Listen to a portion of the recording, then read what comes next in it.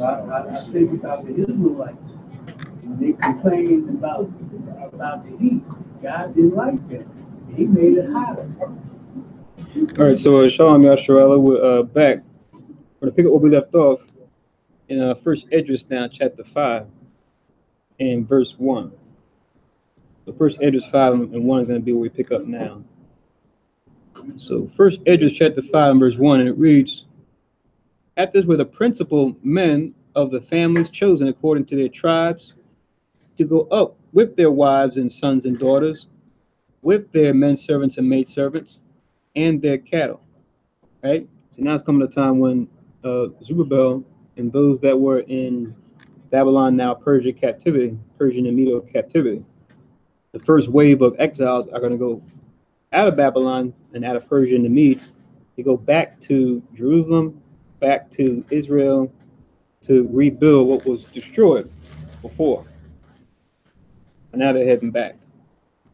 It says in verse 2, "And Darius sent with them 1,000 horsemen till they had brought them back to Jerusalem safely, with musical instruments, tabrets, and flutes."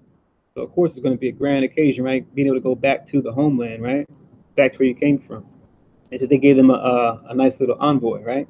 Of horsemen to protect them so that, as they're marching back, because, there's a good number of them going back, right? By horse and by caravan, so that no nations on the side try to, attack them or raid them or take what they had, right? So like an escort. He provided them an escort to protect them on the way. It says in verse 3, "And all their brethren played and made them go up together with them." So, yeah, certain brothers, so as they're marching back, playing music, right? To, give it, I guess, a little ambiance as far as the traveling that they're doing, going back home. Verse 4, "And these are the names of the men which went up according to their families, according to their tribes, after their several heads." So now it's going to do like a census, if you will, of all the people who were there, like you see in the book of Ezra and Nehemiah. So it goes into this same history there as well.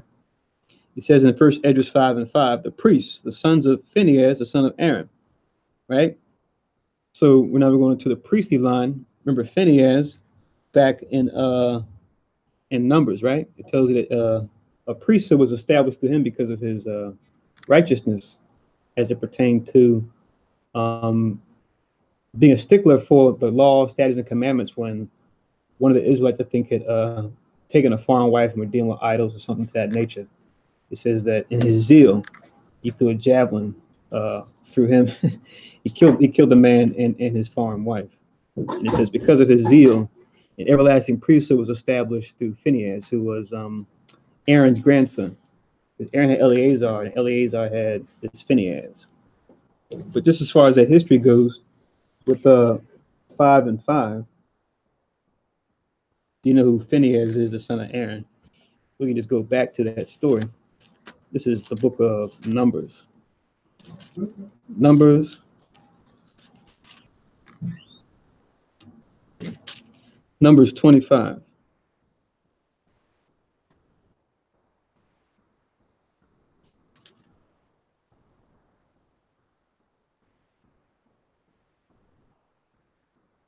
Numbers 25, verse 6. 6 all the way down to 15. So Numbers 25, verses 6 to 15. So Numbers 25 and 6, it reads, "And behold, one of the children of Israel came and brought unto his brethren a Midianitish woman in the sight of Moses." So she was a woman of Midian. Yes, Midian was one of the sons of Abraham, but not one of the chosen, right? A stranger. "And in the sight of all the congregation of the children of Israel, who were weeping before the door of the tabernacle of the congregation. And when Phinehas, the son of Eleazar, the son of Aaron," right? So showing he was Aaron's grandson. "The priest saw it, he rose up from among the congregation and took a javelin in his hand and went after the man of Israel into the tent and thrust both of them through, the man of Israel and the woman through her belly. So the plague was stayed from the children of Israel. And those that died in the plague were 24,000. Right? So you had plenty that died in the plague before he could, respond and take out this man who had married a strange wife. And Yahweh spake unto Moses, saying, Phinehas, the son of Eleazar, the son of Aaron, the priest, had turned my wrath away from the children of Israel while he was zealous for my sake among them, that I consume not the children of Israel in my jealousy. Wherefore say, behold, I give unto him my covenant of peace. 13. And he shall have it, and his seed after him, even a covenant of an everlasting priesthood, because he was zealous for his God, and made an atonement for the children of Israel. Now the name of the Israelite that was slain, even that was slain with the Midianitish woman, was Zimri, the son of Salem, a prince of the chief house among the Simeonites. And the name of the Midianitish woman that was slain was Cosbi, the daughter of Zur. He was a head over the people and of a chief house in Midian. It says that history. As far as Phinehas getting that everlasting priesthood for staying the violence that was about to be spread in Israel from the Most High because of that transgression. We'll see this happen again from the time of Joshua, right? When Achan, he took the thing of curse they were supposed to utterly destroy when we took over different nations and cities. He took it for himself. It says a plague started to spread in Israel during that time too. And Joshua to find out who had transgressed, who did something wrong. So that's the brief history on Phinehas. But back to our first Esdras chapter 5 and verse 5 again, it says, the priest, the sons of Phinehas, the son of Aaron. Jesus, the son of Josedek, it is Jesus, is not talking about Yahweh Shai Mashiach, right? It's just it was a popular name. It's the same as Joshua. It's like you had Joshua, son of Nun of Ephraim. This man's name was Joshua too. Jesus is just a Greek way of spelling Joshua. Both of those names come from the name Yahweh Shai, right? And that was Joshua, son of Nun. That was his name as well. But this man was of the priests. His just name just so happened to be Yahweh Shai. So Jesus, son of Josedek, the son of Sarias, and Joachim, the son of Zerubbabel, the son of Shealtiel, the house of David, at the kindred of Phares of the tribe of another important bloodline. You're going to Zerubbabel. He came out of the same bloodline that pertained to the line of kings. Right? It came out of Judah's son Phares. Phares was the eldest son of twins that Judah had with his daughter-in-law Tamar. Right? Remember that situation where she was supposed to be wed to his youngest son and didn't. She pretended to be a harlot. They were. She conceived. He went to go and say, you know what, burn her because of her adultery. And she said, look, the man by whom I have a child, I have a signet and bracelet, right, as a keepsake.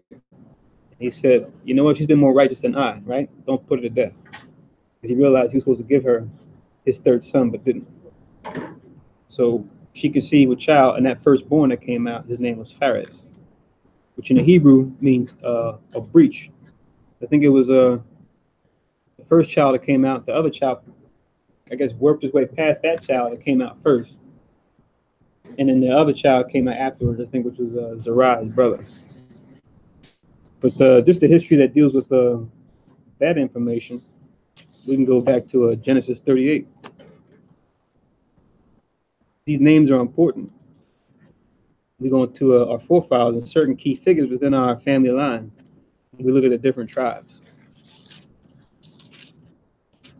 So we have two men, one from the line of priests, another one that came from the line of kings. Those two bloodlines are reckoned within the 12 tribes of Israel, right? As far as a certain responsibility that they had set upon them. So this is Genesis 38. I'll just read the end, verse 27 down to 30. This also goes with the first Esdras 5 and 5. So Genesis 38,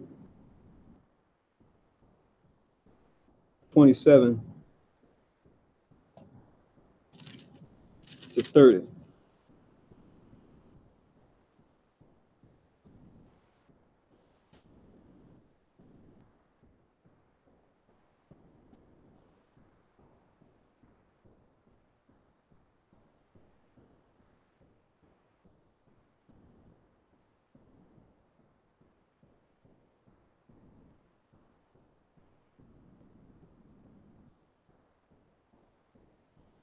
So Numbers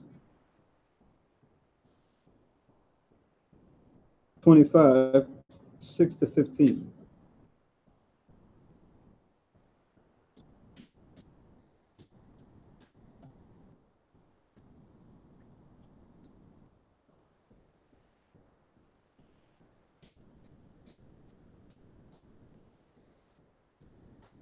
We already read that. And also link Genesis 38, 27 to 30, which I'm going to read now. Link both of those with First Esdras 5 and 5.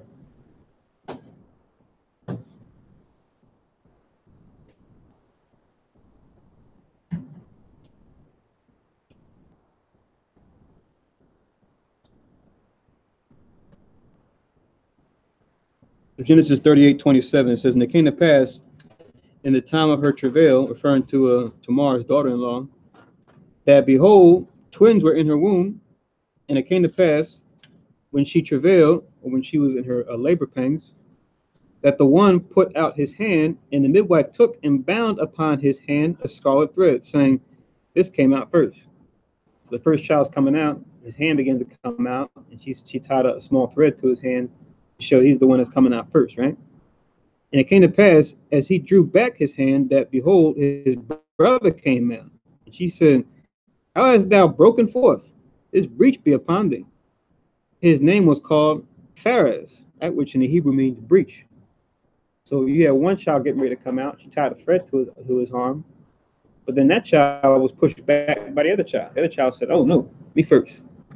That child was named Phares. Then 30, and afterward came out his brother that had the scarlet thread upon his hand. His name was called Zerah. We talk about Phares here in First Esdras 5. That's what it's going back to. That's why it says house of David out of the kindred of Phares of the tribe of Judah, because he was a direct ancestor to David. Everybody sees that?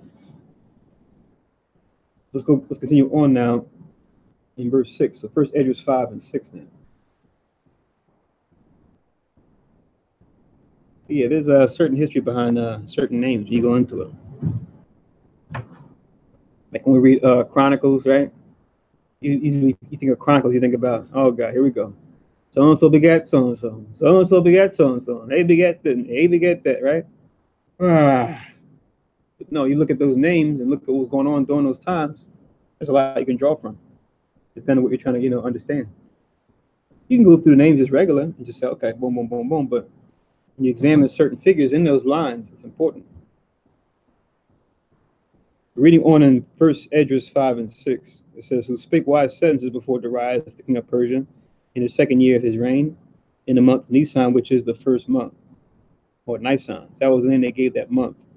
We just call it the first month. Verse 7, and these are they of Jewry that came up from the captivity,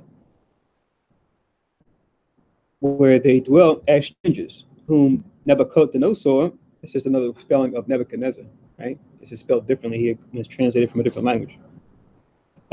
Nebuchadnezzar, the king of Babylon, had carried away into Babylon.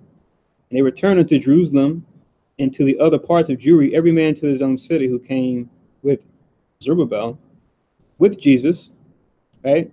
So Zerubbabel of the house of David, Jesus of the house of Aaron. Nehemiah and Zacharias, right? We know about Nehemiah, right? Because there's a book dedicated to him, right? That he wrote, same as Ezra and Nehemiah. And Zacharias and Reasias and Aeneas, Mardochaeus, Beelzerus, and Aspharasus, and Realias, and Roamus, and Baanah, their guides, right? The number of them of the nation of their governors, sons of Phares, 2,172. The sons of Saphat, 472. The sons of Aris, 756. The sons of Pahath Moab, 2,812. The sons of Elam, 1,254. The sons of Zethui, 945. The sons of Corbi, 705. The sons of Bani, or Bani, 648. So like I said, it's just the census of different people that came from a different man or a different region. Just numbering all of them as far as those that are going back into Israel to build it back up and to inhabit it again. So these Israelites, You don't be taken back by some of the names. Some of the names you might say, wait a minute, that's not the name of a heathen. They're just they're Hebrew names. sound like Romans. These are just English spellings of Hebrew names, though. Okay. Translations from the Hebrew. In most cases. Some cases we may have had like a Persian or a Median name or a Babylonian name, if not a Hebrew name already. The sons of Bebai, 623. The sons of Sadus, 3,222. The sons of Adonicum, or Adonicum, 667. The sons of Begoi, 2,066. The sons of Aden, 454. The sons of Artaizas, 90. The sons of Salon and Azatus, 67. Right, or 67. The sons of Azuran, 432. The sons of Ananias, 101. The sons of Aram, 32. And the sons of Basa, 323. The sons of Azapurith, 102. The sons of Materas, 300,005. The sons of Bethloman, 123. They of Netophah, 50:5. They of Anathoth, 158. They of Bethsamis, 40:2. They of Kiriath Arias, 20:5. They of Kephira and Beroth, 740:3. They of Pira, 700. They of Cadius and Amidaoi, 422. They of Kerkama and Gabdis, 621. They of Macalon, 122. They of Betolius, 50:2. The sons of Nephis, 150:6. So I read through names like these. It's helpful to translate from another language. Certain Bibles, like the one I'm reading from now, it has like little punctuations, which you go in the front of the Bible, has a key. You see, and certain punctuations let you know how to pronounce it. So reading on in verse 22, the sons of Calamolas and Onus, 720:5. The sons of Jericus, 240:5. The sons of Ananias, 3,330. The priests, the sons of Jiddu, the son of Jesus, among the sons of Sanasib, 970:2. The sons of Merith, 1,050:2. The sons of Phasaron, 1,040:7. The sons of Carmi, 1,017. The Levites, the sons of Jesue and Cadmiel and Benuas and Sudias, 70:4. The holy singers, the sons of Asaph, 120:8. You get the holy singers too, right? They came out of Levi, that David appointed many years hence. The holy singers, the sons of Asaph, 120:8. The porters, the sons of Salem, the sons of Jatal, the sons of Talmon, the sons of Jacobi, the sons of Tita, the sons of Sami, or Samai, and all in 139. Servants of the temple, the sons of Esau, right? So, like, once again, you see the name Esau. We saw Elam before. We may say, oh, it's talking about the other nations. No, we just had that name too. It's a Hebrew name, right? What's that? Esau, just like Elam, is a Hebrew name. Oh, so they're not talking about the white man there? No. This is going to a census of us being brought back into Israel. Right, because that was us being brought back. It's not, yeah, but it's not really, because you got brothers who have the name Ishmael. You read that too. You know, Ishmael is the father of the Arabs. Right. You got brothers that still named Ishmael, because the name in Hebrew means, you know, God is heard. They weren't talking about a nation of people there. Right. The sons of Asapha, the sons of Tebaoth, the sons of Kiris, the sons of Sud, the sons of Peleus, the sons of Labanah, the sons of Greba, the sons of Ikua, the sons of Uta, the sons of Sitab, the sons of Agaba, the sons of Subai, the sons of Anan, the sons of Kethua, the sons of Geder, the sons of Aris, the sons of Dyson, the sons of Noaba, the sons of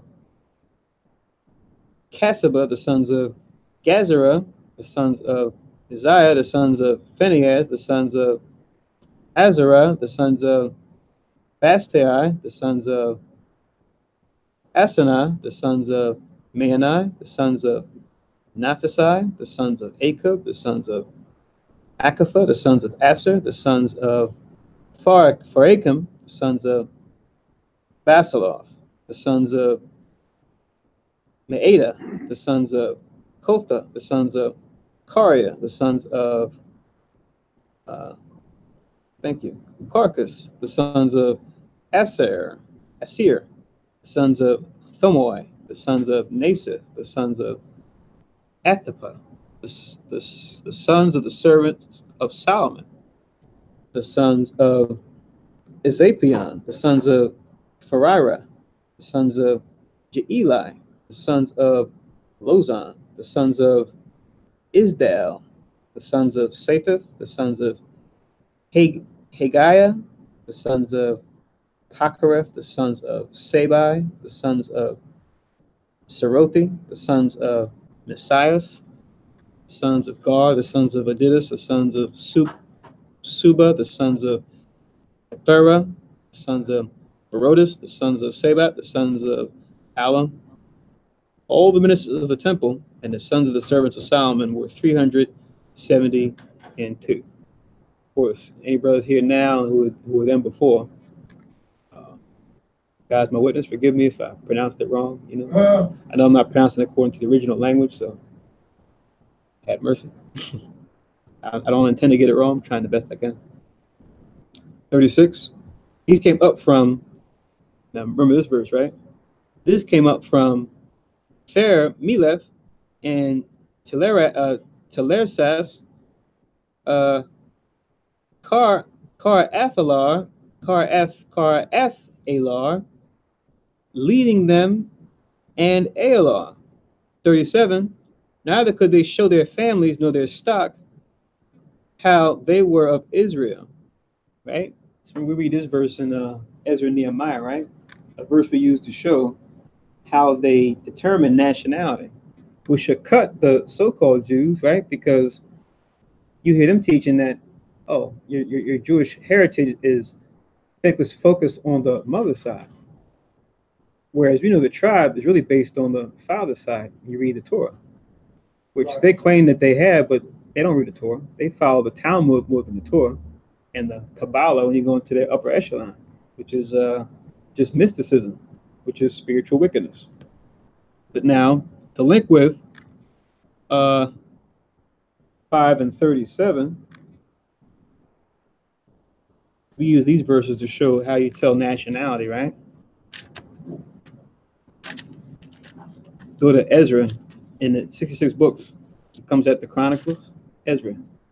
Not Esdras, but Ezra. Go to Ezra chapter 2.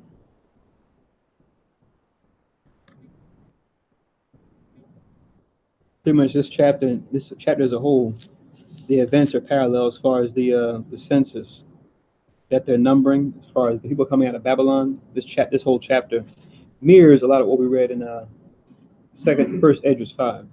Is it EZRA? Yes. Right after Second Chronicles. So link this with First Esdras 5 and 37.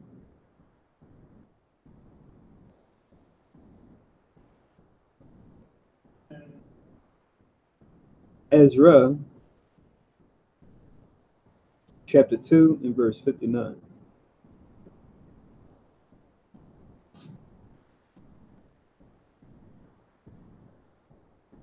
Which reads, and these were they which went up from Emela, Taharsa, Cherub, Adon, and Immer. But they could not show their father's house and their seed whether they were of Israel. So they didn't have a genealogy to pinpoint, right? Specifically, okay, they came from this particular family, right? It got destroyed. Or wasn't salvageable for some reason or another. But the point is let you know that what? The way to determine that is by looking at the father's house and the seed to determine what tribe they would have been from, right? Or what family. And another link too, pretty much it's the same thing. Nehemiah chapter 7 and verse 61. So Nehemiah, the next book over. Nehemiah chapter 7. When you get verse 61. Pretty much is the same thing, but it says about the people from the 12 tribes. Yeah. Nehemiah 7 and 61. Those who are coming out of Babylon as captives. These were they which went up also from Temela and Telharesa, or Telarisha, Cherub, Adon, and Immer.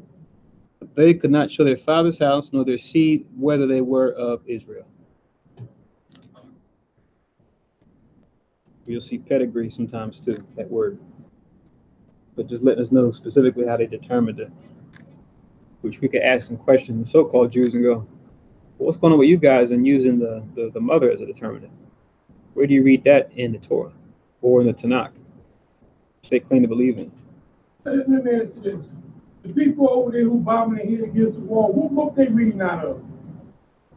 They claim to read the Torah and the Tanakh, but they have the Talmud, which is pretty some horrible stuff. And I remember Kanyawa Kanam one time, he had made a list of like different Talmud verses that went clearly against the law of Moses, went clearly against the Torah. Some of the stuff that's in the Talmud is really, really bad.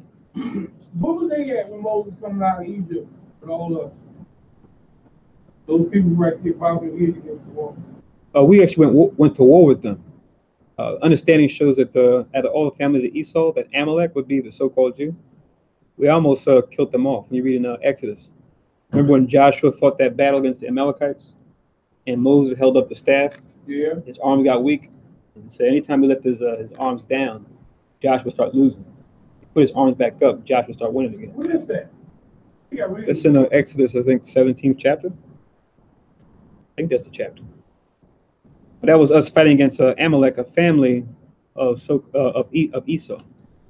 It tells us how we're supposed to rid Amalek from under heaven, but we didn't get to finish that. Now they're a thorn in our side. We're supposed to kill them off. Edom, we know Edom as a whole is going to get killed off, but that particular family is supposed to be destroyed. That's where they were. That was just a particular family of Esau that we were supposed to kill off. Yeah. What we did. And they're the so-called Jews today. Yep. Put the hats on and the curly hair on the side. Yeah, Shirley Temple Crow, his brother called.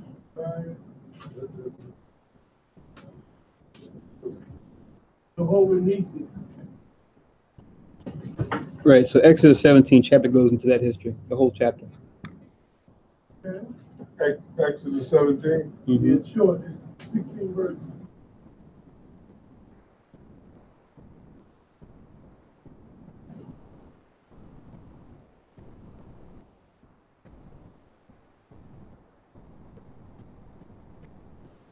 Let's continue on.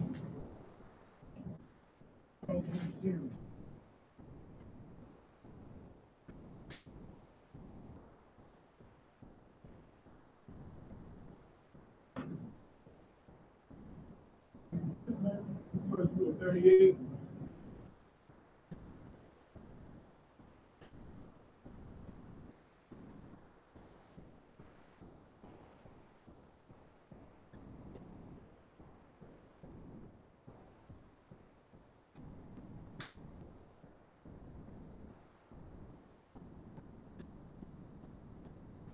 Okay. First Esdras 5, I'll read 37 again. It says, neither could they show their families nor their stock, how they were of Israel. The sons of Ladan, the son of Ban, the sons of Nicodan, 652. And of the priests that usurped the office of the priesthood and were not found, the sons of Obadiah, the sons of Akaz, the sons of Addis, who married Agiah, one of the daughters of Berzellus, and was named after his name. 39. When the description of the kindred of these men was sought in the register and was not found, they were removed from executing the office of the priesthood. Because you don't want to play around with it, right? You can come back, but just to be safe, because we want to make sure that you come out of the house of Aaron. So the Most High will destroy us since we're back. We don't want to, we don't want to mess up anything. We want to make sure we do everything right. Because us going astray is the reason why we got kicked out to begin with, right? Now we're back in, let's cross our T's and dot our I's, right?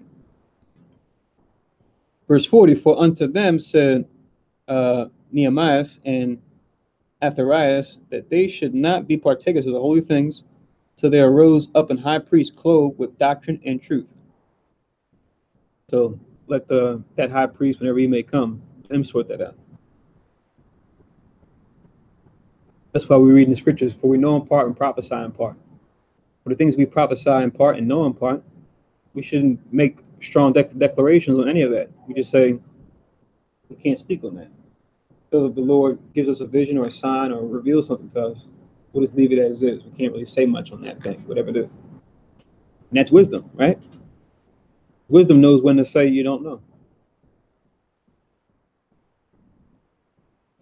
So of Israel, from them of 12 years old and upward, they were all in number of 40,000, besides men servants and women servants, 2,360. So we see the 12 years old, right? Remember when Christ was tested by the doctors of the law? So he was 12, because that was considered the age of maturity, where as a child you would be considered accountable for your actions. Not to say you would just leave your family just like that, but that was when you were considered like a responsible young adult, as a boy or as a girl. That's where the so-called Jews get there's what they call the bar mitzvah, right? Which bar mitzvah comes from, actually in the Hebrew, ancient Hebrew, bar matazawah, which means son of the commandment or son of the commandments, right? I'm guessing for the girls, they may have had a bath mitzvah or bayath matazawah, which literally means not bayath, bath matazawah, which means daughter of the commandments, right? Because ban means son, bath means daughter. We had 12 years old was important. So the link with 41, you'll see that example. So 4 and 41 is write down Luke as a link.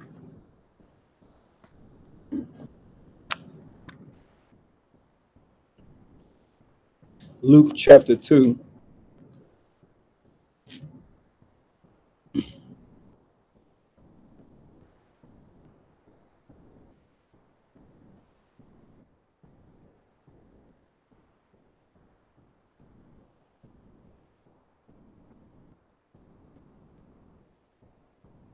Luke chapter 2 and verse 42.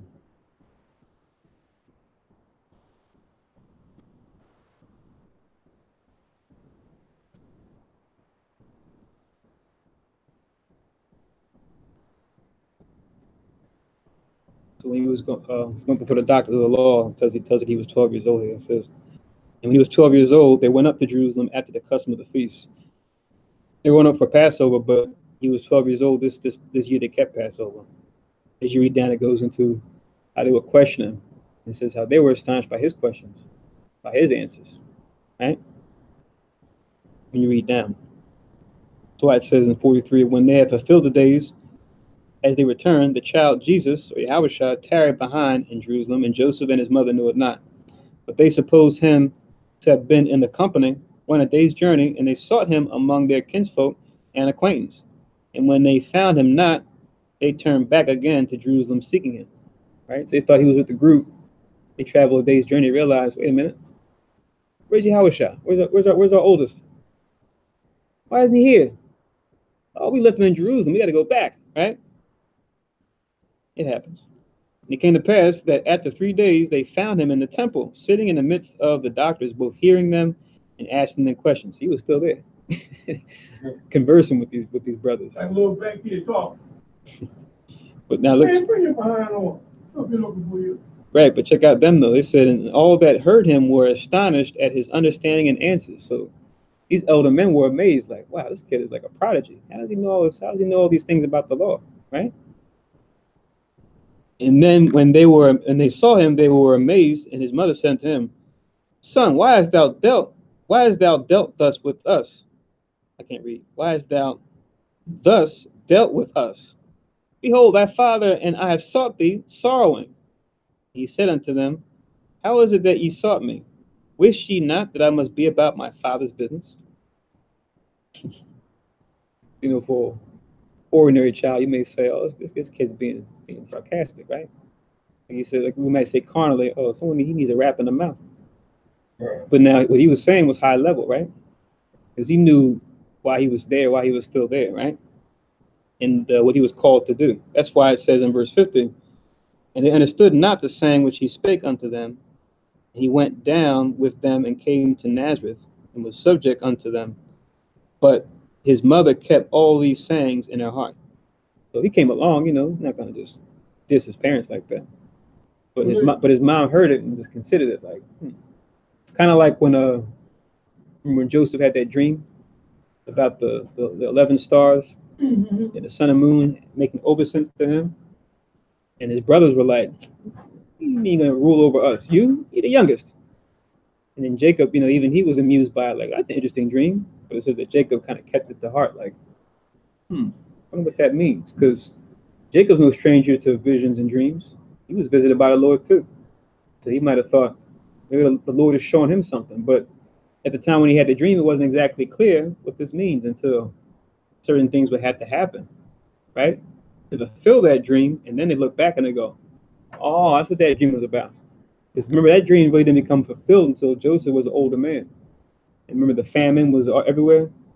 And then his brothers came back to him. And remember, they needed him along with everyone else that was nearby. They needed Egypt. Otherwise, they would have starved. And he was the one in charge. So that vision came to pass later. He had already told Mary and Joseph that what was in her was the Holy Spirit. They had already told them about this. So why they kind of forgot who Jesus was? No, they didn't. They knew who he was, but just certain things he said and did, it just was still a mystery. Like, okay, what does he really mean by that? Being about his father's business. They probably had some kind of semblance understanding, but as far as really knowing exactly what it meant, hard to put a finger on it. I mean, if the angel tell you that that's the Son of God in your stomach, that's he of the Holy Spirit.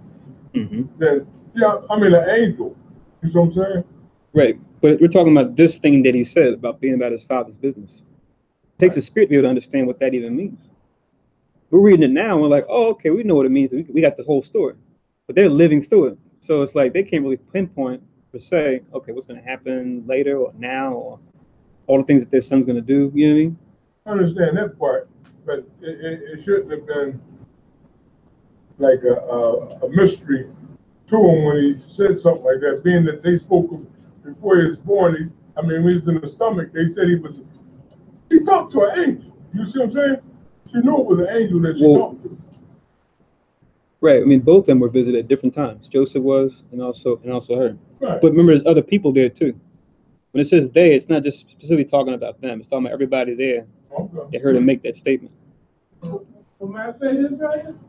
But it specifically notes that she kept all those sayings in her heart. Meaning she heard it and then she kind of put it away, like, okay, guess this will come up later. However that happens. Remember later on when he does, I see your hand. Remember later on when he does the miracle. Remember, it was actually her that kind of encouraged them, right? He's like, oh, how long can I bear with the woman, right? Talking to his mom. She was like kind of nudging him along, like, I know what you can do. Who was this, the one? Yeah. You could tell that she had an understanding as far as like he has a certain ability, given what his spirit is. So not to say she was just totally ignorant, you know what I mean? Okay. But certain things that he might have said, just like other things, it's like, hey, maybe he meant this, maybe he meant that, I don't know. Maybe at the age of 12, she wasn't expecting him to say nothing. Or other people there too, just as they, so it's not really specific. Okay. But generally, what we saw there was that they really didn't really understand what he said. Like I said, it's easy for us to understand it now. We got the whole story.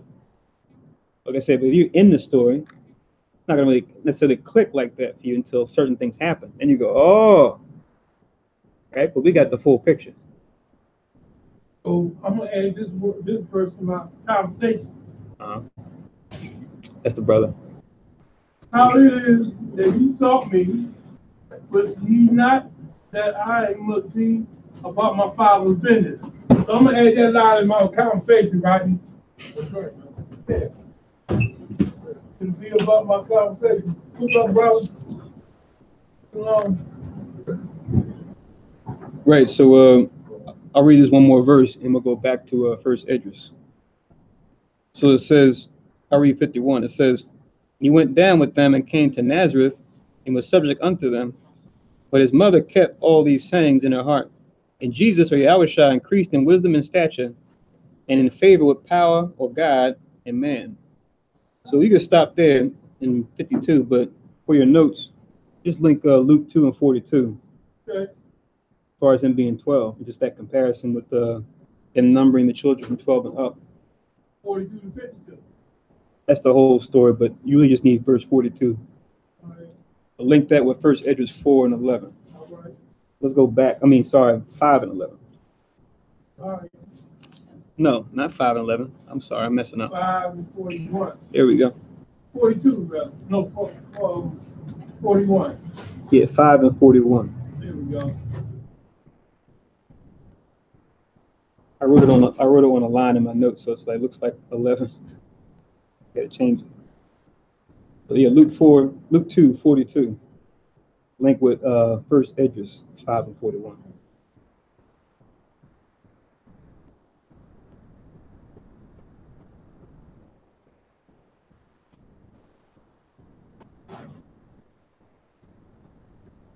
Let's go back to first Esdras now, chapter 5.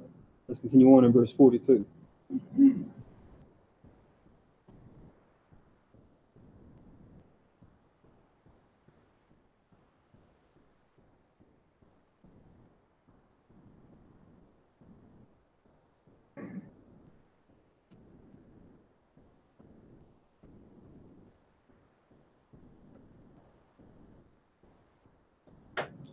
So first Esdras 5 and 42 reads,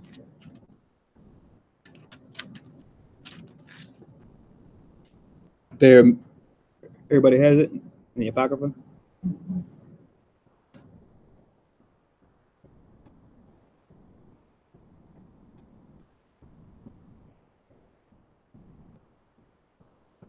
Okay.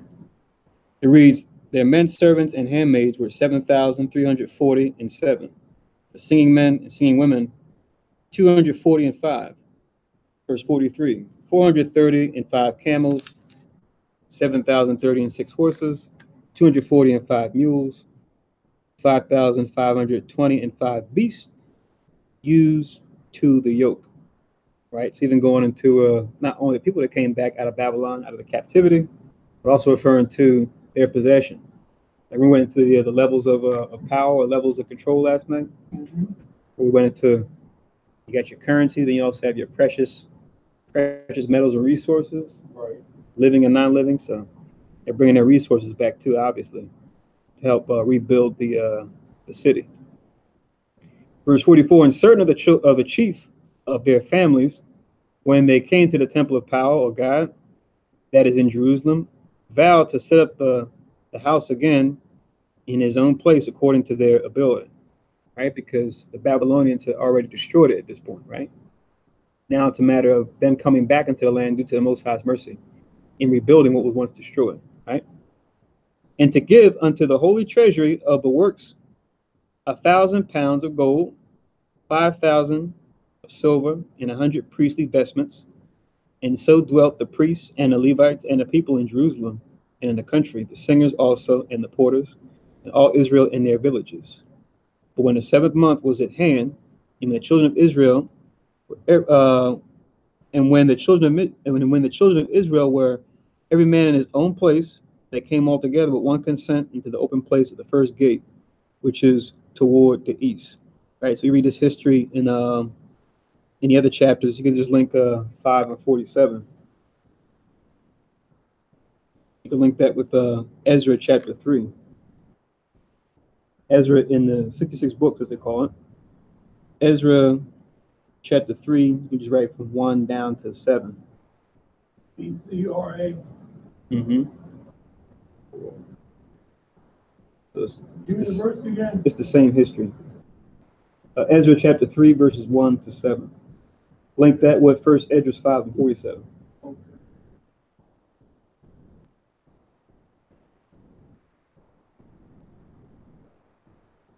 Mm-hmm. Now reading on, it says,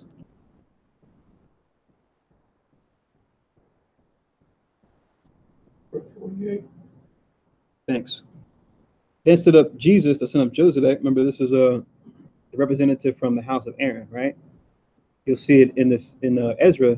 This is Jeshua, son of Joseph, because remember, Jesus and Jeshua, they're both just English translations from that original Hebrew name, Yahushua, right? And we see Jesus, we know it's not always talking about Yahushua Mashiach, right? Just like Joshua. Sometimes you'll see Joshua's name written as, that was under Moses, before the Battle of Jericho. Sometimes you'll see his name written as Jesus, if it's translated from the Greek. Shalom, brother. Is my show just dialed in? Is there an issue with the teleconference? Maybe someone just dialed in just to do it. Looks like we're clear here. All right. I mean, not the teleconference, the live stream. All right. So reading on, it says,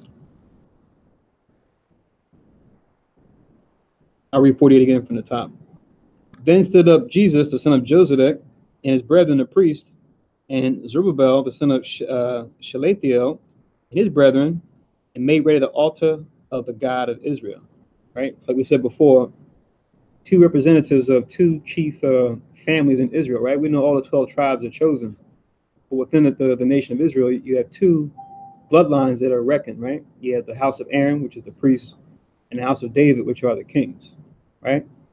So when it came to that succession, it always had to be of that particular family when it came to kings or when it came to priests. That's why even now, we can only do but so much, right? We know in part, we prophesy in part. Like the Most High shows who the 12 tribes are for people to say, yeah, you come from the house of David, brother. Or you're a Levite, you come from the house of Aaron. For me to assume that, I risk destroying you and myself, right? I try to set up people. That's why we just read, even with certain people that came out of the Babylonian captivity, it says they couldn't pinpoint their father's house. They said they could be priests, they may not be priests. Just to play it safe, let's deal with those who we know come from Aaron and from Eleazar, Phinehas. Let's set them up. For these brothers here, since we can't reckon with lineage they come from, they can come back. Let's not give them the work of the priesthood. Otherwise, we might get, Most High might jack us up, because Most High is very specific when he gives instruction, right? Only these families. It's like, right now, you got brothers probably teaching in Haiti right now. You can't go through Haiti and be like, yeah, this is the house of Aaron. We just don't know. It might be, they might not be. Because Levi had many families, right? Not just the sons of Aaron.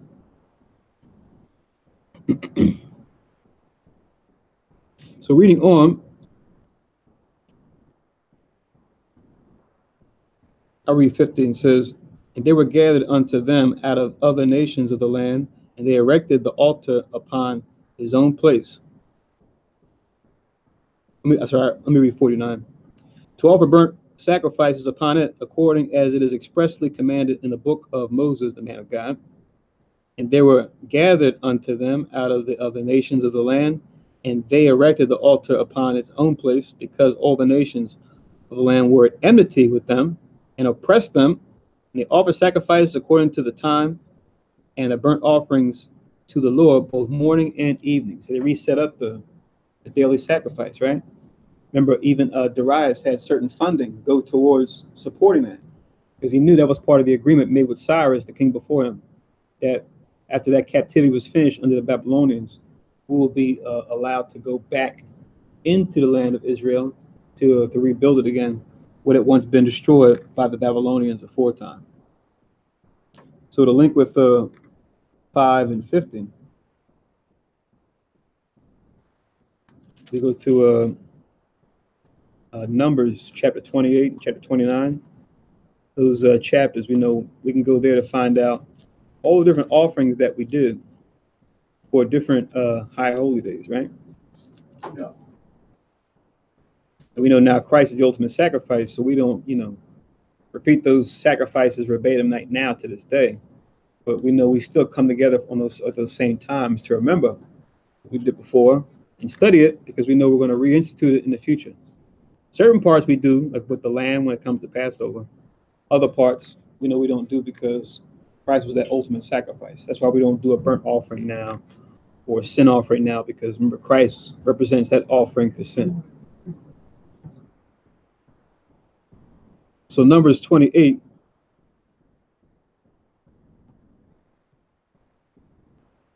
Numbers 28, I'm just going to read the first couple of verses here, going to the continual burnt offering that we did and what it was. So Numbers 28 and 1, once again, link this with 1 Esdras 5 and 50.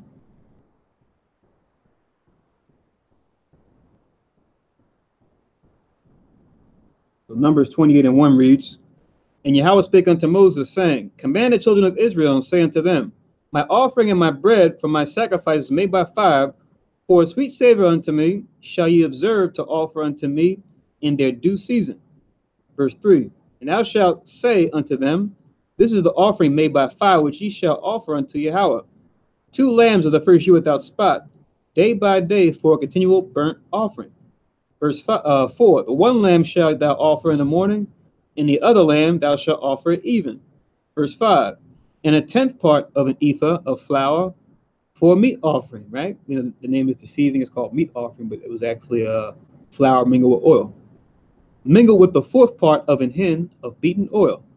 It is a continual burnt offering, which was ordained in Mount Sinai for a sweet savor, a sacrifice made by fire unto Yahweh. And the drink offering thereof shall be the 4th part of an hin for one lamb. In the holy place shalt thou cause the strong wine to be poured unto the Lord or Yahweh for a drink offering. And the other lamb shalt thou offer at even, as the meat offering of the morning, and as the drink offering thereof thou shalt offer it, a sacrifice made by fire of a sweet savor unto Yahweh. And as you go on, it goes into what we offer on the Sabbath day. I just want to read that. That was what we did continually. This is something the priests always had to do, right? Along with the other offerings that went ahead. So the priests were busy like clockwork in the temple. At least they were supposed to be. That's Numbers 28, 1 to 8.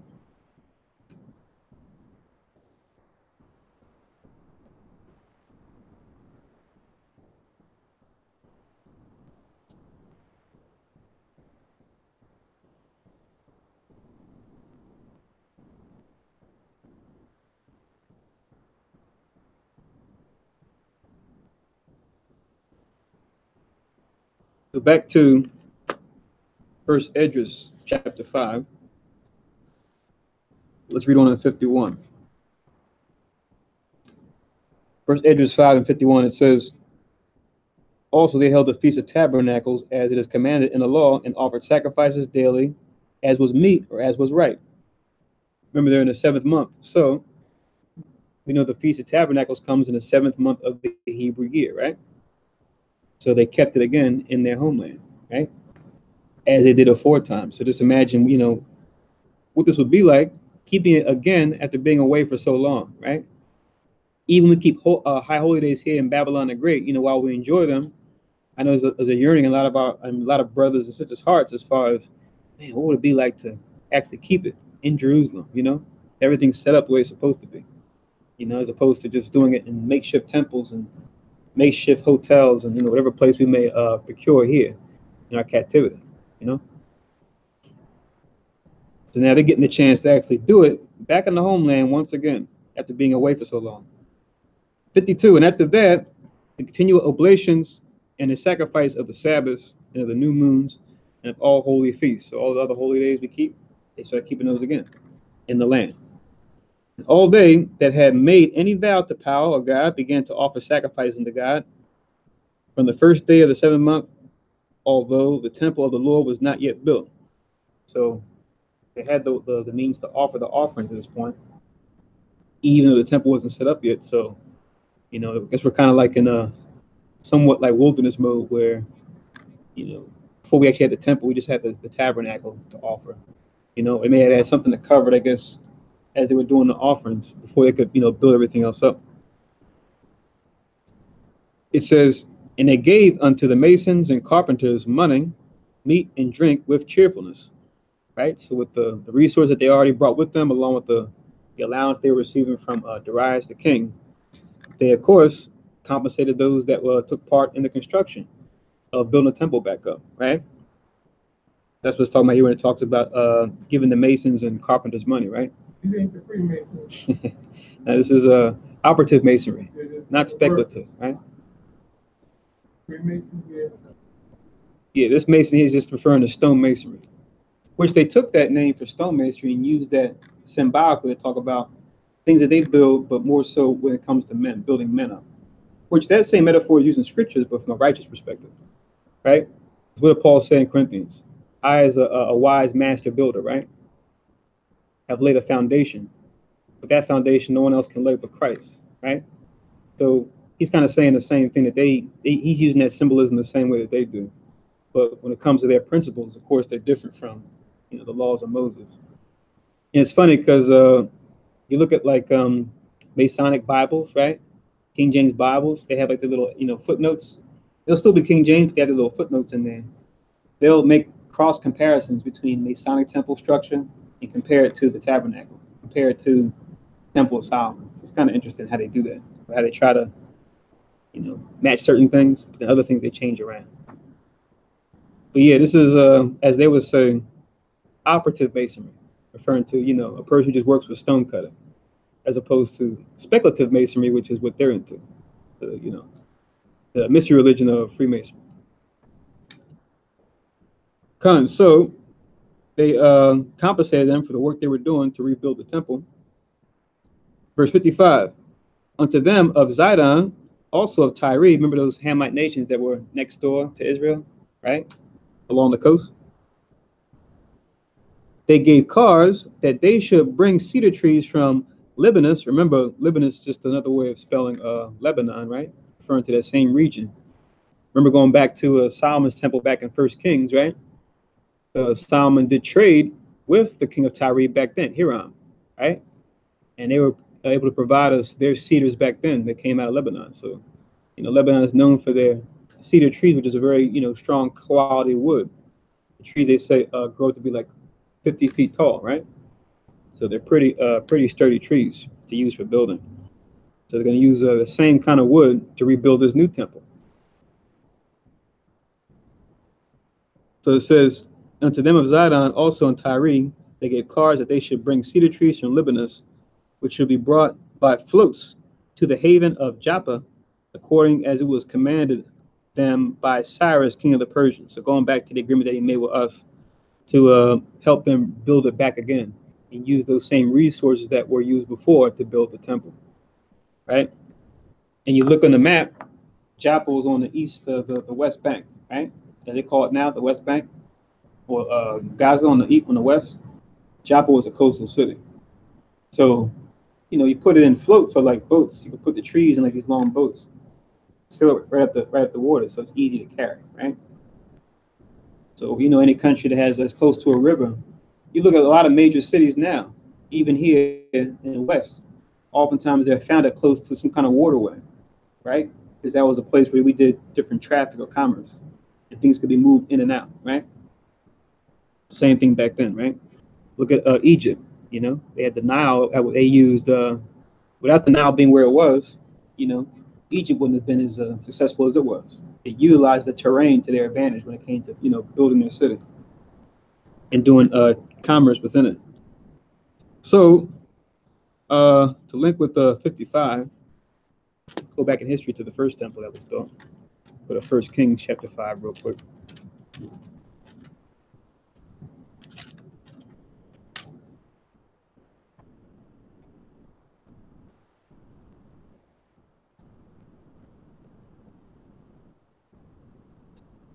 So 1 Kings chapter 5, and the whole chapter is good, but I'll just touch on a couple key verses here.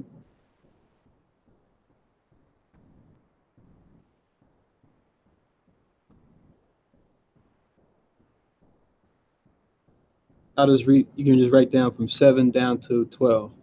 But the whole chapter 5 goes into his business with the king of Tyre and Zidon back then. Saying that Cyrus is saying, look, supply them with the same cedars as you did before during Solomon's time. 1 Kings 5 and 7, I'll read it real quick. 1 Kings 5 and 7, it came to pass when Hiram heard the words of Solomon that he rejoiced greatly and said, blessed be Yahweh this day, which have given unto David a wise son over this great people. Hiram sent to Solomon, saying, I consider the things that thou hast sentest to me for, and I will do all thy desire according to timber of cedar and concerning timber of fir. All right, concerning timber of cedar and concerning timber of fir. My servant shall bring them down from Lebanon, right? That's Libanus, same place, unto the sea, and I will convey them by sea in floats or boats. It says cars in the Apocrypha, but it's talking about the same thing, same method, unto the place that thou shalt appoint me, and will cause them to be discharged there.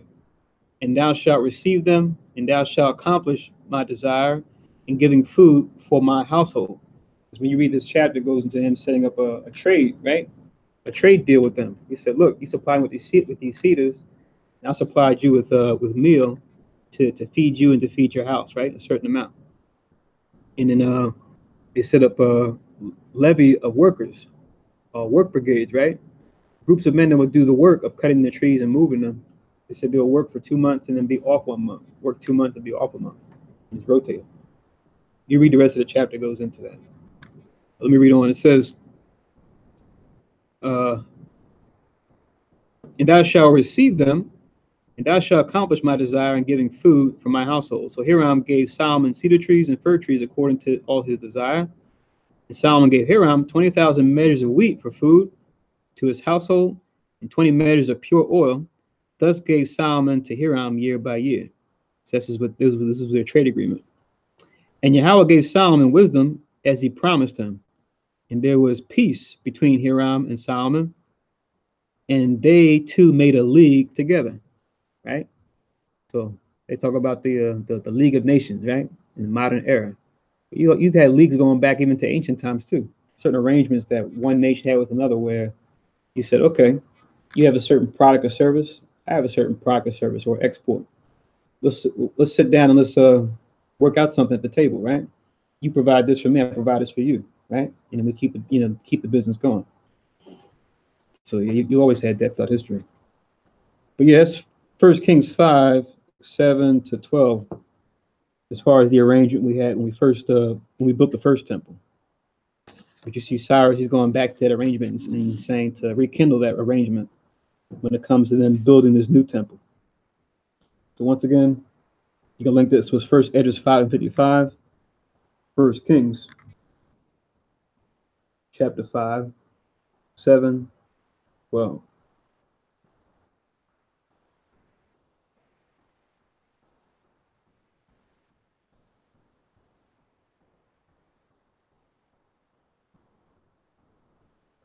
All right, so let's continue.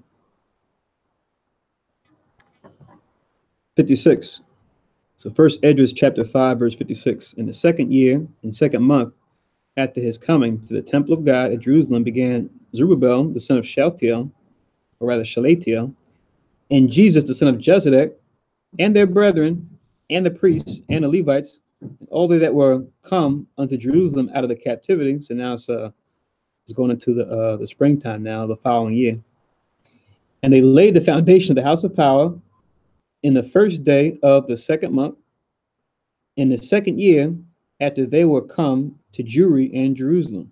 Right. So now it's time for construction to begin. Right. To rebuild the temple. And they appointed the Levites from 20 years old over the works of the Lord. And then stood up Jesus and his sons and brethren, and Cadmiel, his brother, and the sons of Madiabun, with the sons of Jodah, the sons of Eliadun, with their sons and brethren, all Levites, with one accord, setters forward of the business, laboring to advance the works in the house of God. So the workmen built the temple of the Lord, and the priests stood arrayed in these vestments with musical instruments and trumpets, and the Levites, the sons of Asaph, had cymbals. So like we talked about before, David, during his reign, he arranged certain Levites to be singers in the temple, right? To sing praises unto the Lord continually, to accompany those offerings that were done by the other priests dealing with the sacrifice. It says, singing songs of thanksgiving and praising the Lord according as David, the king of Israel, had ordained. So with 5 and 60, we can do another snapshot into the past. Go to Chronicles now.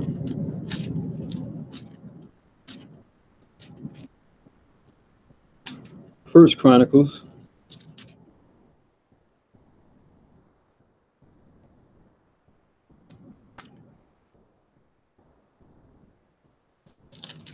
We can read chapter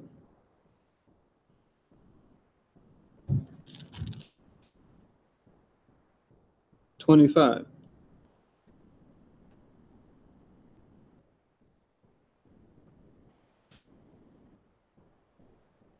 The link with First Esdras 5 and 59. What chapter again? 5 and 60 rather. First Chronicles 25. 25. Link this with verse 60. 59 and 60 of First Esdras 5. Link it. This being First Chronicles 25.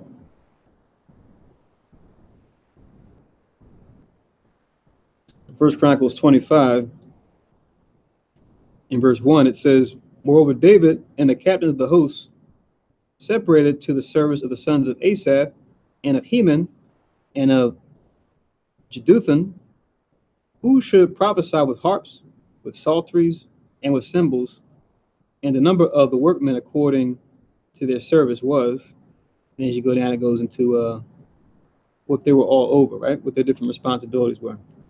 But the sons of Asaph, Zachar and Joseph, and Nethaniah, and Asarela, the sons of Asaph under the hands of Asaph, which prophesied according to the order of the king. Of Jeduthun, the sons of Jeduthun, Gedaliah, and Zerai, and Jeshiah, Ashabiah, and Matthiah, 600 under the hands, rather 6 under the hands of their father Jeduthun, who prophesied with the harp to give thanks and to praise Yahweh. Of Heman, it was 1 to 7. Covers those 3 men and the different instruments that they had rule over.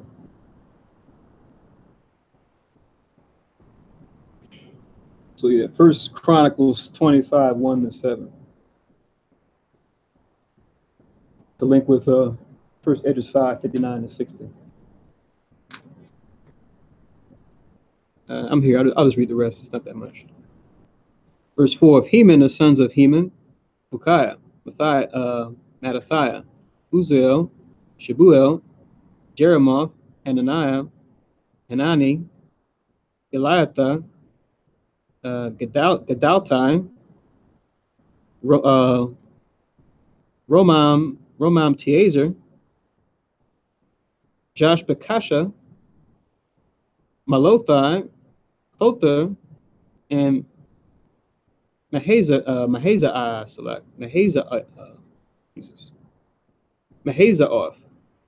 All these were the sons of Heman, the king's seer, in the words of God to lift up the horn. And God gave Heman 14 sons and 3 daughters. All these were under the hands of their father for song in the house of Yahweh, with cymbals, psalteries, and harps, for the service of the house of God, according to the king's order, to Asaph, Jeduthun, and Heman. So the number of them with their brethren that were instructed in the songs of Yahweh, even all that were cunning, was 268. Let's stop there. So going into, like I said, the arrangements of the singers in the temple that came from Levi. So imagine that, that was it's like, yeah, the job as the priest doing the offerings. Your job was totally to sing. We always, question this. We said, man, I wonder what would happen. Like, the Most High blesses with all talents, right? But you say came from like the family of Heman or something, right? And you might not be able to blow as well as your brothers and sisters. You might feel like, what kind of a shame, I can't I can't sing like the rest of them. Or they said maybe they might have said to themselves, well, do I have an option to do something else? Could I be, a stonemason? Could I be a carpenter? Maybe I don't want to sing, but I guess apparently it was considered an honor, and it was something that I guess the Most High handed down to them, so where they, they were more than pleased to do the work. But yeah, it's just kind of one of those things interesting, like looking at how we grow up now. It's like, you may do what your parents did, or you may not. It's kind of, it's up to you.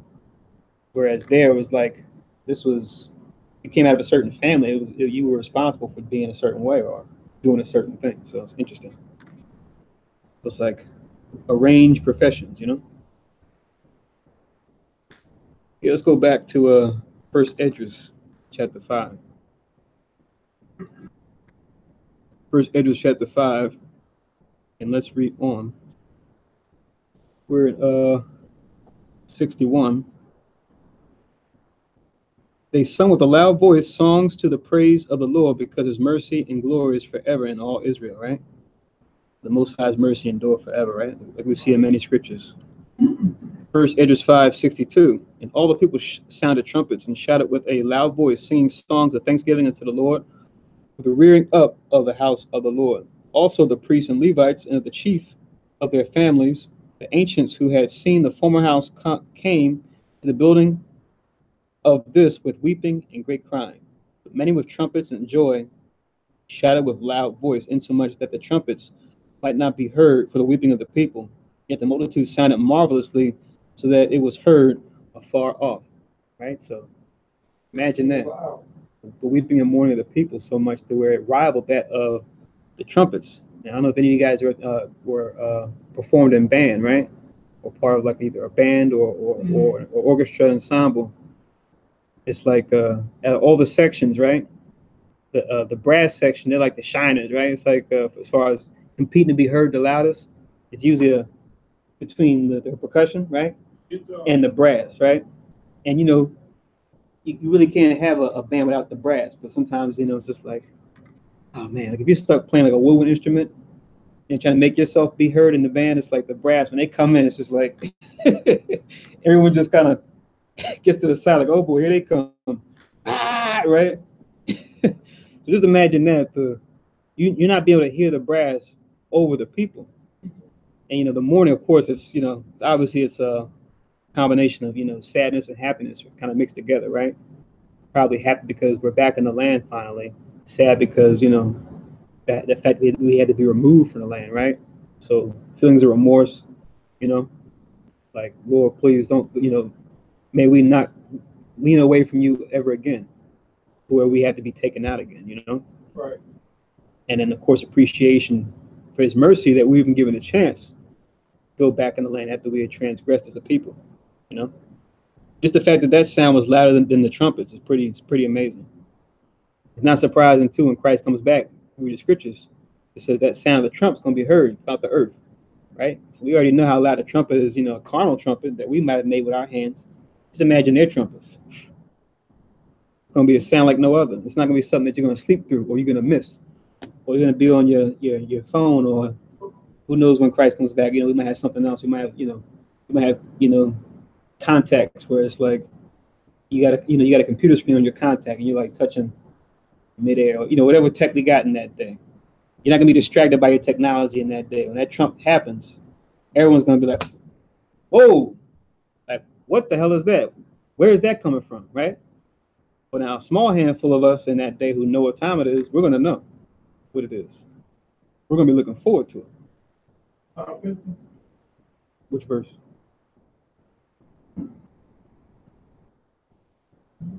Psalms 50.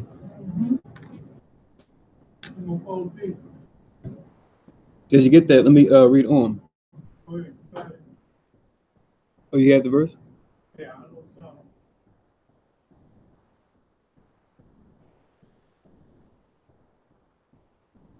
Psalm 50, verse 3.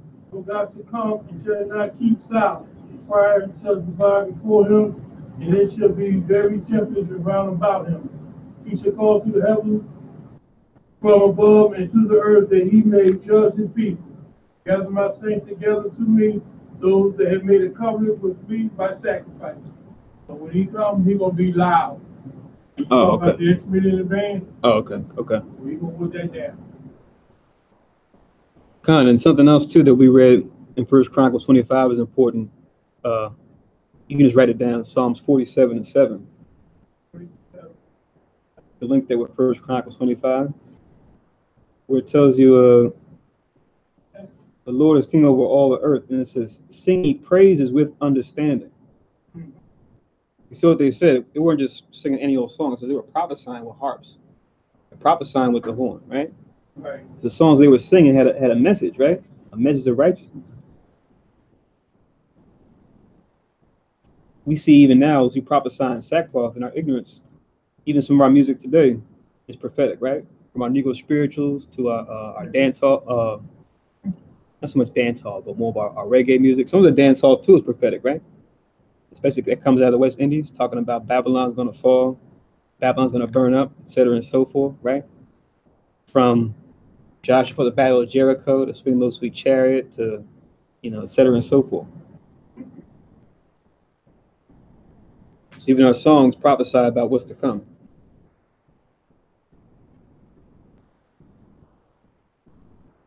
So now first Esdras 5.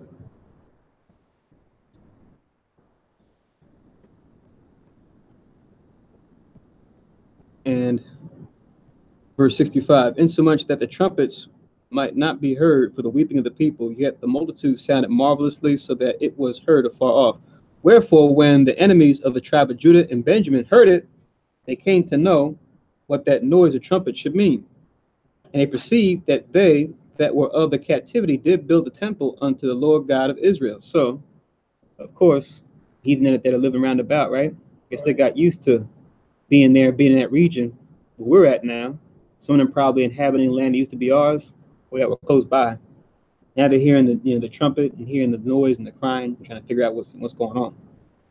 So they went to Zerubbabel and Jesus, so went to our leaders at that time, and to the chief of the families, and said unto them, "We will build together with you." But they sound familiar, right? Look at what we go through here in the Americas. That we're putting together to help ourselves out. It could be the nations, right? Oh, let me give you a hand. Oh, let me give you a loan. Let me give you some money to help you out, right? We know there's oftentimes ulterior motive, right? They can have a hand in our movement so that they can sabotage it when they see fit, right? They can say, okay, I'll help you out with this, and then they can break their agreement and go, all right, we agreed to fund this much, but now we're going to take this money back unless you agree to do X, Y, Z. And remember, you read in the blessing and the curse for Israel, there's never a equal playing field when it comes to us and nations. It's either one or two things. Either the nations are on top, we're under them. Or we're on top, they're under us. There's never this, level playing ground. So they must tell us, oh yes, we're brothers, we're family, right? But they know their come up here in America is our downfall. There's no halfway or going in between them. And the minute that just a handful of us start working together, it's like a terrible thing for them. They know they're going to start helping each other out. They're going to start spending money with each other. Oh no, it's going to hurt our business, right? Because they already got their own people, paying their business, but then they really get that edge because what? Our people are spending our money in their business, right? Patronizing their stores, getting products and services from them, and not from each other, which helps to build them up. And we as fools, we go to their store every week laughing at them. Look at these guys packed up in the van, right? You know, he's got these foreign people, or laughing at behind the bulletproof glass. But now give it a couple of years, that same family, they may be, you know, living to maybe 2 or 3 families in one spot, but they're stacking their money up. We give them every week, they're going to buy a crib in a nice part of town. 2 or 3 years later, we're still in the ghetto. So they come here with a mission. Right. Yep. Come. More than one. We all talk about, right, never forget. Was it June 3rd, right? 1921. We talk about Tulsa in particular. But just right here, on was it now it's called Cecil B. Moore, you probably remember it was called Columbia Avenue. Yeah. From what my folks tell me, when they were younger, they said Columbia Avenue here in Philly. Before Temple bought it up, it was like our doctors, our lawyers, different professions, different trades, all along that strip, all along that street. And a lot of major cities, you pretty much had that. Harlem, of course, right? It's probably one of the most famous ones, right? As far as in this region. But Atlanta, places in the Midwest, Minnesota, Minneapolis, like you go to different cities, you'll find you had enclaves where it was just our people working together, right? Because with segregation, we had no option. That's when they realized, oh man, segregation is segregation.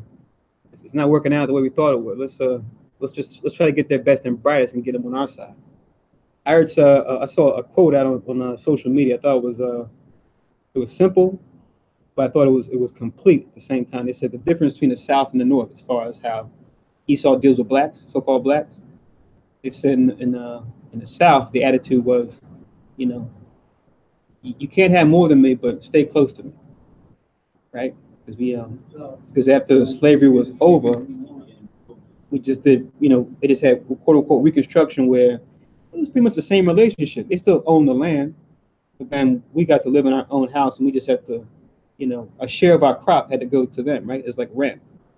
So it really was the same thing. We didn't own the work that we were doing still, but technically it wasn't slavery anymore, right? But the relationship and the ownership didn't change. Then they say in the North, it's have as much money as you want, but just stay away from it, right? So stay close in the South, but you can't go above, you know, you can't make as much money as me. Whereas in the North, make as much as you want, but stay away from it. I mean, stay out of the neighborhood that I live in. Only stay in and go to your neighborhood, and we'll try our best to keep you out of certain work contracts, even when you're qualified. Like you do a little bit of research into the first labor unions that were started. It was motivated by that same reason, because after slavery ended, you know, quote unquote ended, Emancipation Proclamation, Civil War, you had a lot of our people that were trained, right? They had different skills, talents, whether it was growing things, building things, right? Because you had not only did you have us working in the fields, but you had blacksmiths, right? That pretty much did damn near everything on the plantation, right? Fixing, you know, horseshoes to fixing plows and all that, right? So you had a lot of skilled labor, right? That was free, but they're looking to do some kind of work. So when they saw that threat, they said, oh man, instead of a labor union to where we only hire people that look like us, our family, right? We create stipulations where for them to be able to get in, they need to do X, Y, Z, right? Whereas we just open the door wide open for our own. Got to keep, you know, control the labor, right?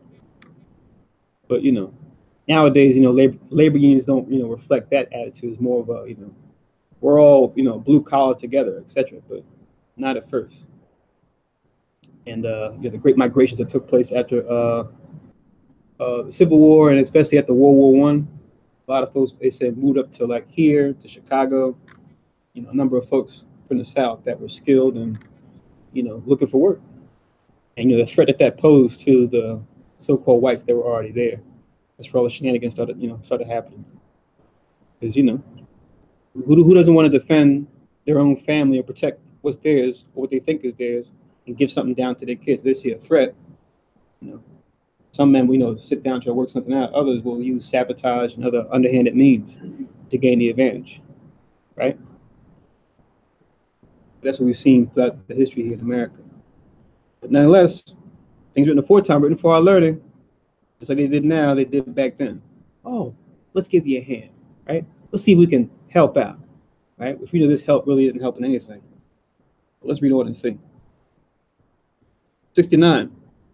For we likewise, as ye do obey for we likewise, as ye do obey your Lord, and do sacrifice unto him for the days of Asbazareth, the king of the Assyrians, who brought us thither, right? So going into the king of the Assyrian empire of north, they're the ones that had the northern tribes in captivity, right? Some centuries before this, right? Most of it already left. They're trying to use that history to say, see, look, it's no problem. Same way that that he obeyed your guys' commandments, we'll do the same thing, right? We're in league. We're in league together. Then Zerubbabel and Jesus, the chief of the families of Israel, said unto them, it is not for us and you to build together an house unto the Lord our God. We ourselves alone will build unto the Lord or the Lord of Israel, according as Cyrus, the king of Persia, had commanded us. But the heathen of the land, lying heavy upon the inhabitants of Judea, and holding them straight, hindered their building. Right? They said, okay, you don't want us to, you're not gonna let us have a hand in getting on to your business. We're gonna try everything we can to keep you from rebuild your temple, because you know the temple of the Lord throughout history was like a reflection of our strength. You can always look at the temple and see whatever state the temple was in was typically a reflection of the state of the people. So the temple was, well adorned, all types of jewels. The priests are in there, they're clean, they're righteous, doing the work of the Most High, right? The people were in a good state too. If the temple was, the priests were dealing with idols and fornication and not following the rights that were found in the law. If the priest and the temple was out of order and disarray, it was always a reflection of the people being out of order and disarray, right? So it's really imperative for the heathen to do this, because the minute we build our temple back up and get that thing in order, everything else just disseminates from there as far as our blessing. So that means playtime's over for them. They can't have their fun anymore. Now that we're coming back in power, right? Right. That's why it's like, oh, we gotta slow this down. We gotta hinder this, right? We gotta throw a wrench in their cogs, right? To hinder what they're trying to do. So it hasn't changed. That relationship has not changed. Even today, our people are duped into thinking, oh yeah, we're all one family, we're all working together. It's about class, not about race. It's about both, right? Because it just manifests itself a little differently, the racism on different classes. That's what a lot of us don't understand. Some of us are getting it. Some of us are saying, for us, by us, let's do it ourselves. But oftentimes with those groups, they don't want to acknowledge the God of Israel. They want to say, oh, we're African, or, the hell with God. God is the one that got us in this mess. Let's just deal with economics. You can worship what you want. I worship what I want. Let's come together and do business. We know that's going to be short-lived too. It's not going to work unless spiritually we're together, not dealing with religion, but dealing with these commandments. And then we build carnally from there. Until we, or enough of us, do that, we're not going to be able to get those results that a lot of us would like to see, as far as what other nations have, as far as their little enclave here or there, where it's just their community, providing them with all types of goods and services. And Israel will continue to spin their wheels like they've always had, So it says, but the heathen of the land lying heavy upon the inhabitants of Judea, and holding them straight, hindered their building, and by their secret plots and popular persuasions and commotions, they hindered the finishing of the building all the time that King Cyrus lived. So the building from the space of 2 years until the reign of Darius. So they were to hold things back for 2 years, lead up to the time of Darius' reign. And as you read on, we're going to see there's going to be even more delays that take place. But all it means is just what? Something to prove Israel, right? To make sure that what? Regardless of what they do, we still stick to our trust in the Lord, keep doing what we know is right, regardless of what types of traction we may get or types of friction we may deal with when it comes to dealing with the other nations. And of course, I got to read the first couple of verses of the classic Psalm 83. right? Where we see this being fulfilled once again, this prophetic psalm being manifested in this history right here, which we should read and learn from now. And we see nations taking similar steps to help, put that in quotes, always look at it sideways and go, okay, when it comes to help, who's really benefiting in the deal? What are the terms, right? What are the conditions of this deal that we're going to be making with these guys, right? Is it really going to be a mutual benefit or mutual gain, like we had, say, in the case of, say, Solomon and Hiram, right? That was a bit different. We're coming from a place of power, as opposed to, having to pander to the other nations who are in a position of authority, where we don't have that much to bargain with, and they end up being the ones that win mostly in the end. Yet they'll present it as though it's a win-win, when really it's you win a little bit, I win a lot when it comes to this arrangement. So Psalms 83, I'll just read 1 to 5. Psalms 83 and 1, keep not thou silence, O God, keep not thy peace, and be not still, O God. For though thine enemies make a tumult, and they that hate thee have lifted up their head. Those that hate our God and his ways, especially when we follow them, have lifted up the head. We see lift up the head in scriptures. That just means to be made honorable, right? So kind of like, if you have your head down, it's like, what's the matter? When you lift your head up, it's supposed to be a signify like, what time it is. You're confident, right? You're ready to go. You see that figuratively used in scriptures means to be made honorable, to be set up, right? As opposed to be brought down low. They're in their heaven, or they're in their salvation, right? What does it say in Romans? Through our fall, salvation is coming to the Gentiles. Why? To provoke us to jealousy, right? It says, they have taken crafty counsel against thy people and have consulted against thy hidden ones, the ones that they tucked away, right? In the ghettos and slums and the undesirable places that, you have to search hard and wide sometimes to see, right? A lot of people suffer. Not only the Southern Kingdom, but Northern Kingdom is here in America, where, I think I even hear comedians making jokes about it. Like, when's the last time you've seen a family of Native Americans, so-called, just out at dinner? Yeah, right. You don't see it anymore. It's like they're here, but it's like you have to look far and wide to even see them, right? To where out of sight, out of mind, you almost forget. And a lot of them are living on, and you think they were so-called black families, but you go into their background, they're actually Native American families. But they look they look like you and I. So it says, they have said, come, let us cut them off from being a nation, that the name of Israel may be no more in remembrance, right? So that's what's in their heart of hearts here when they're saying, oh, let's help you build it back up. Oh, you don't want to let us help? Okay, we're going to try to hinder it as much as we can and keep you from building it back up as a deterrent, so that you quit and you stop trying, right? For they have consulted together with one consent. They are confederate against thee, right? So just always keep that in mind. You don't always let them know that you know that, but just deal according to wisdom, right? Give them the benefit of the doubt and let them expose themselves. Wait a minute, I thought we agreed to X, Y, Z according to the contract, right? Because we're in captivity. We're going to work with them to a certain extent, whether it be working for them or working with them if we have our own business, right?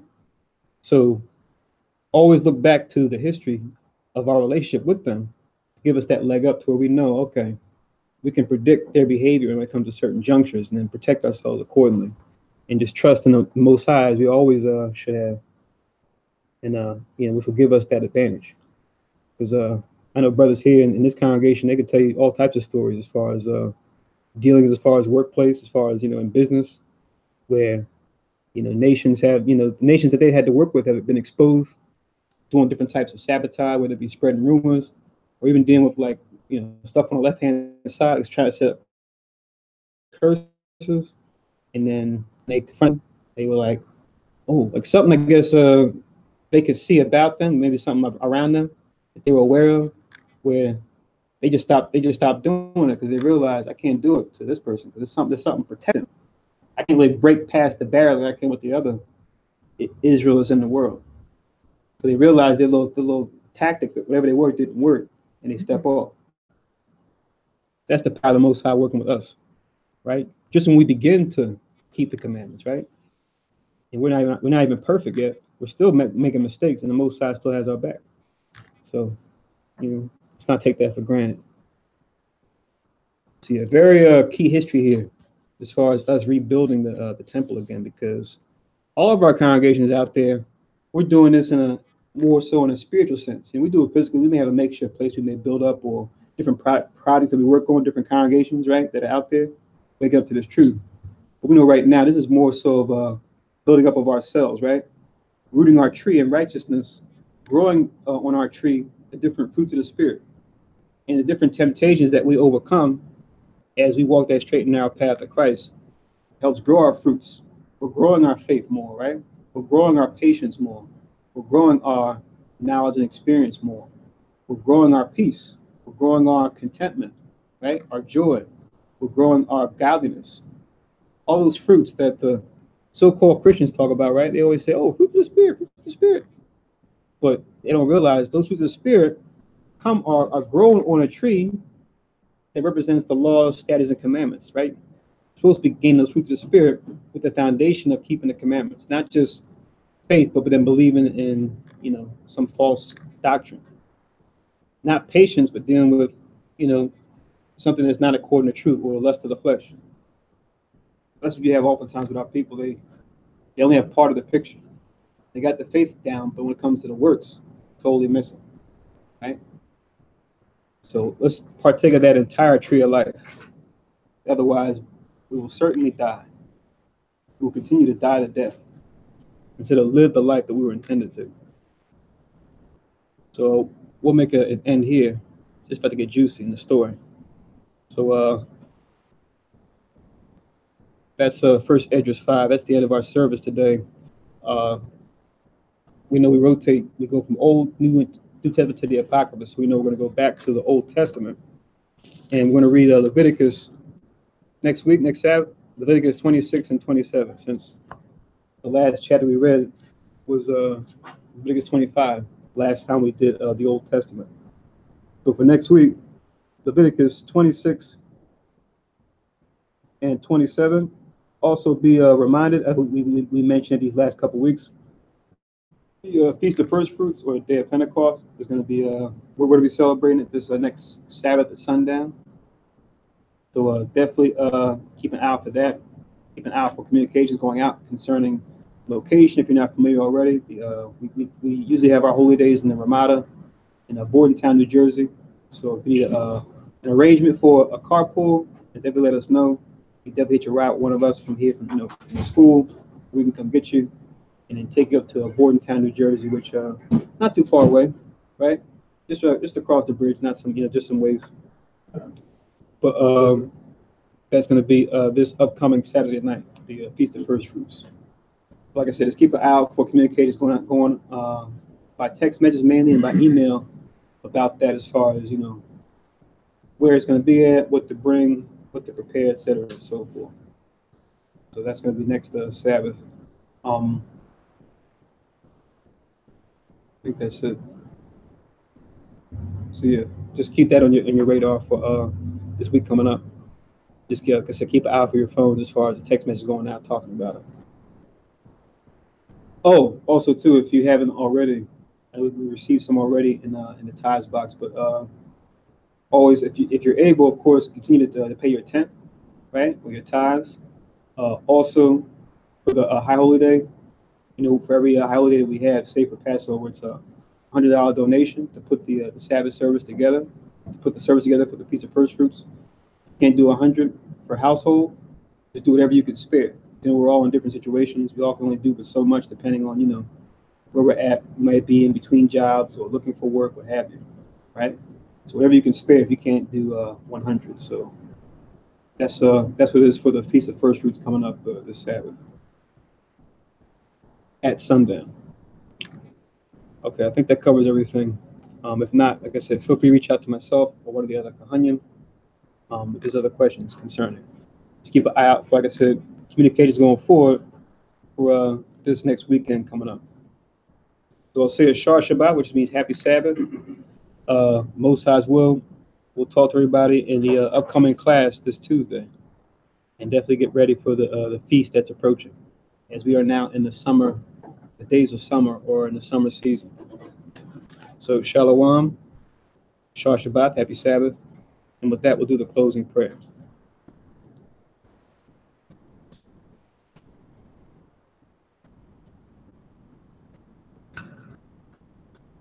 Can someone close the blinds, Baba Kushar? Or please.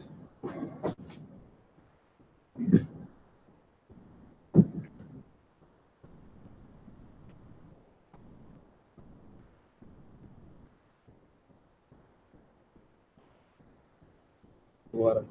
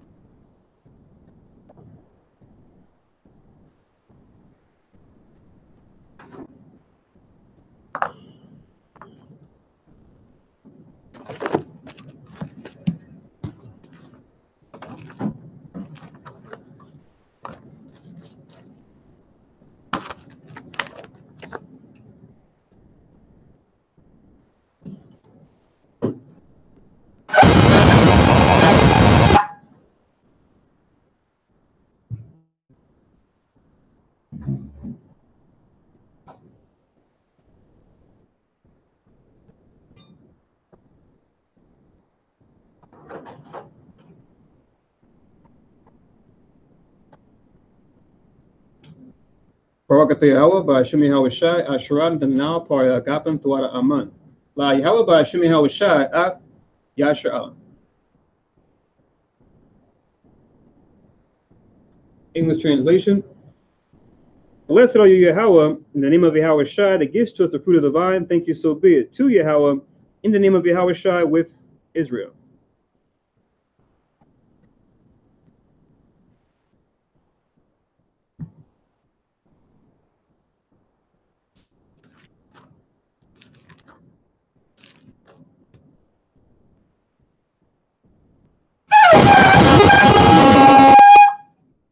I'm Madwa, Panway Jerusalem, stand and face Jerusalem.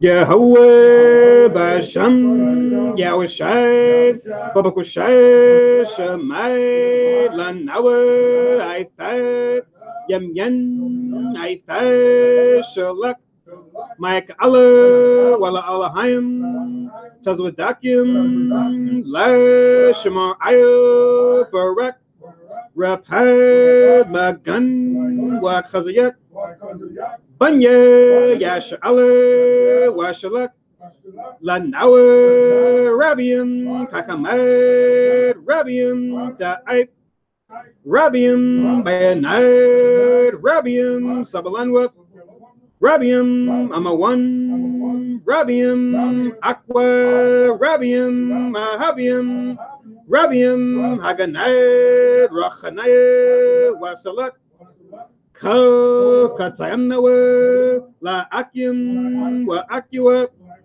Wayash Allah Tam Yad Waiwalam Basham Yahawashay Tawada Aman. English translation. Yahweh, in the name of Yahweh Shai, please listen to us now, right now. Send Michael and the righteous powers to watch over, bless, heal, protect, and make strong the children of Israel. And send to us much wisdom, much knowledge, much understanding, much patience, much faith, much brotherhood, much love, much spiritual protection, and forgive all our sins. For the brothers, sisters in Israel always and forever. In the name of Yahweh, thank you, so be it. Four corners prayer. Yahweh Basham, Yahweh Shai, Barak Nawa, Wayash Allah, Wabat Yasaparim, Shema, Yasharallah, Yahweh, Allah Nawa, Yahweh, Akhed. English translation. Yahweh, in the name of Yahweh Shai, bless us in Israel in the house of books or the school. And then we said, Hear, O Israel, the Lord our God is one Lord.